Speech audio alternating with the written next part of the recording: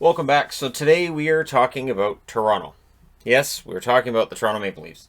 And so I've got the regular logo, and then this TML logo that they used to have on their shoulder, which to me looked like FML because of the placement of the M on the T, and I always thought that was kind of humorous.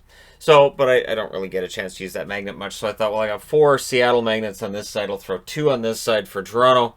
And what's interesting is Toronto, considering their placement in the league, considering we all know the cap situations they've been in over the last couple of years, they're really pretty well protected and insulated from this expansion draft right now. And they're obviously going to make moves between now and when expansion takes place. All teams will, but this is about proposing what if they come in right now, what would happen. And if Seattle came in right now, I don't think they're going to get a major player from Seattle or from Toronto. Toronto's forward group that you're going to protect is pretty obvious. Now, if you're talking about their forward group, Tavares has a no movement clause. They wouldn't move him anyways. Matthews, Marner, they're automatics. Nylander is an automatic as well. And I know people are going to say, well, the contracts and what about... No. Just no. None of those 4 guys are going anywhere according to Kyle Dubas. As long as Dubas is in charge, that core stays together. Kerfoot, I went ahead and protected him, Hyman, and Joey Anderson. Joey Anderson hasn't played a game for Toronto yet, but with the way they're talking him up, and with the way that they clearly have faith in him, from the way that they've discussed him since acquiring him, I think he's going to get a shot at being protected. And here's why. You look at the unprotected list, Simmons. Well, Simmons has only got a 1-year contract. He's a veteran player. I don't know that he necessarily sticks around. VC has had his struggles and bounced around a little bit the last couple of years. Malgin, Boyd, Spezza, and Thornton, who are both UFAs at the end of this season, and I think this is Thornton's last year.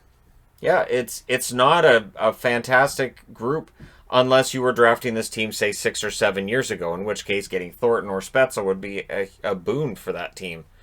But it's not 6 or 7 years ago, and so, yeah, I think Toronto's really well insulated. And that's why I predicted Joey Anderson, because I thought, no, of the group, I think Anderson's probably the one that they would end up protecting. And then on the blue line, Muzzin, Brody, and Riley. Because, yeah, Muzzin, Brody, and Riley. Which means that Hall would be out there, and Hall might be the one that ends up going to Seattle. And as much as that would potentially hurt Toronto, I honestly think that if that's what they lose, I think that that's something that they'll be able to replace. They've got Bogosian, Dermott. Maybe you protect Dermott, but how? So if you're saying, well, Dermott would be the one to go, and he might be, you can't find a way to protect him when you've got Muzzin, Brody, and Riley on that blue line. Unless, and that's a big unless Muzzin gets hurt somewhere along the way. Which does sometimes happen. The way he plays the game, you're going to have injury risk. And then you've got Rosen and Marinson I threw on there as well, because why not?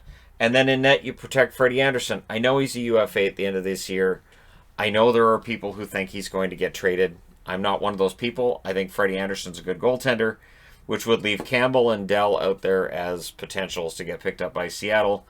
And, I think Campbell would acquire some interest from Seattle. And remember, Seattle has time to sit down with these players before the expansion draft and work on signing them to an extension.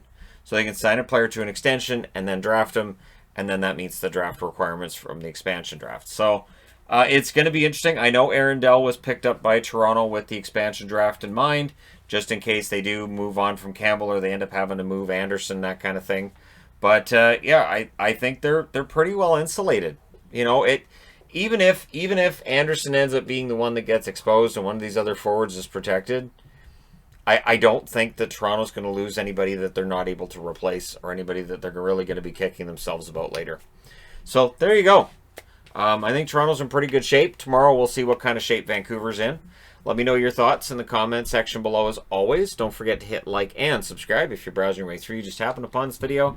Thank you guys so much for all your support. I will talk to you again soon.